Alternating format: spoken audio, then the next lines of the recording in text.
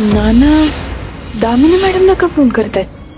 Madam, आपल्याला ज्या व्यक्तीची माहिती हवी सावीला मिळणार दामिनीच्या विरोधात पुरावे.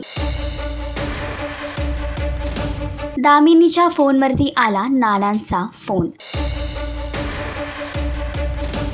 जुळली गाठ ग या मालिकेच्या आगामी भागामध्ये एकीकडे सावी आणि वहिनी दामिनीच्या विरोधात पुरावे शोधत असताना अचानकपणे दामिनीच्या फोनवरती नानांचा फोन येतो. एवढंच नव्हे तर सावी काहीतरी बोलण्याच्या अगोदरच नाना तिला सांगतात की तुम्हाला ज्या व्यक्तीचा शोध आहे त्या व्यक्तीचे पुरावे आम्हाला सापडले आहेत. तर अचानकपणे धैर्य तिथे येतो. त्या धैर्यासमोर मॅडम, आपल्याला ज्या व्यक्तीची माहिती हवी होती ना ती मिळू शकते.